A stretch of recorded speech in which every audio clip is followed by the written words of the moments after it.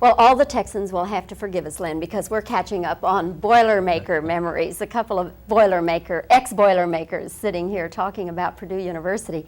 But Lana, I think you're probably as good, maybe better than anybody I could ask. You know, right now Cowboys are having a few difficulties. And just what you know of the team, what would you say is wrong? Look, I go back when the Dallas Cowboys originated back in 1960. That's when they really had problems. They're just going through a few difficult times right now. They have too much talent, you know, to go through a whole lot of it, and they have too many outstanding players to let it go too long. Every team goes through it, and Dallas has done it, you know, gone through it in the past. The problem with the Cowboys, they've been so good for so many years and so consistent that when you go up against a team like San Francisco, that everybody assumes that Dallas is supposed to win very easily, and they don't, and the other team puts 40-some points on the board against the Cowboys, they're always, wait a minute, is the dynasty crumbling? I would say no. I don't think that there's that much to worry about the Dallas Cowboys, because there are a couple of seasons. One is the preseason. The other is the regular season to play well enough to get to the playoffs. And then when you get to the playoffs, then is when you really have to play well. As an example, last year the Oakland Raiders made it as a wild card team, and they went all the way and won the Super Bowl. Now, if you want to talk about some problems, go talk to Al Davis and the Oakland Raiders. They have problems, but I don't think the Cowboys' problems are going to last very long. It's music to our ears. Thank you for saying that. Do you have any special memories of games you played against the Cowboys? I have a couple of them. One was a preseason game, and we had come out with some new formations and some new things, and at halftime I had passed for almost 300 yards against a very, what we thought, outstanding Cowboy team, and we thought, hey, if we can do this against the Cowboys, we must have a great team. And another game against the Cowboys that I can recall, after avoiding Bob Lilly as much as I possibly could, is to stand on the sidelines and watch Bob Hayes catch a pass over our defensive back and run. Morton threw it, by the way, and he's still playing. Ran for about 80 yards or so that broke our backs and won the game. And it hurt us in that season because that game hurt us in our efforts to make it to the playoffs. You know, after last week's game, a few people were saying, hey, let's reactivate Lilly. What's Lilly doing these days? Well, he's probably capable of suiting up right now and coming in and playing almost as well as he did when he was playing, because Bob Lilly was that type of a player that you knew what he was going to do week after week. As a quarterback playing against him, you knew it and you didn't like it, but you knew what he was going to do. Then let's talk about professional football on television. The cable thing now is getting bigger and bigger all the time, and do you see that as a real threat to network television?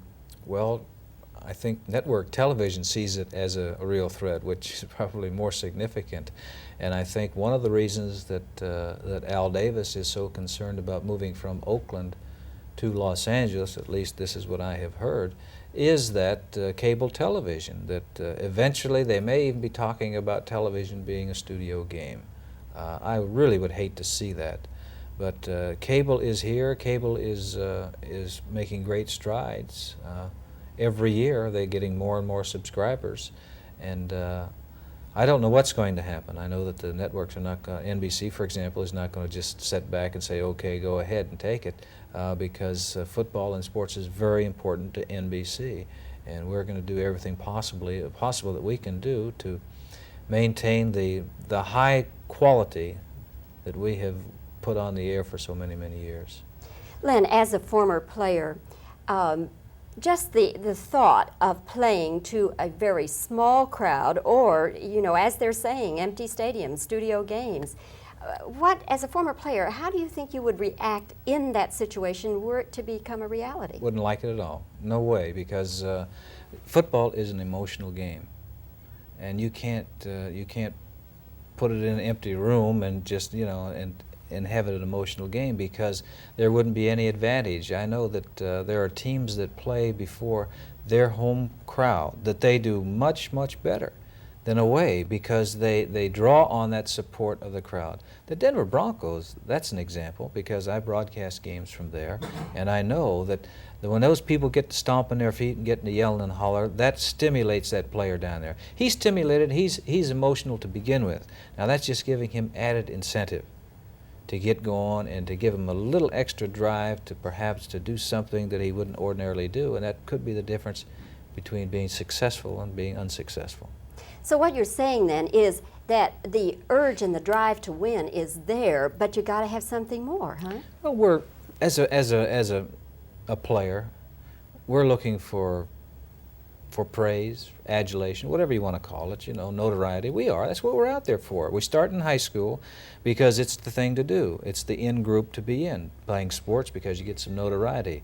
And if you happen to have some talent, all the more so because you're going to get more notoriety. And you get to a point where you like that and you crave it.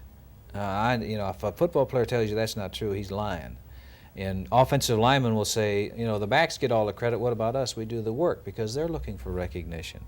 And I think if you put them out there with nobody around, they're going to say, hey, well, let's forget it. Let's go on about doing something else because this isn't any fun.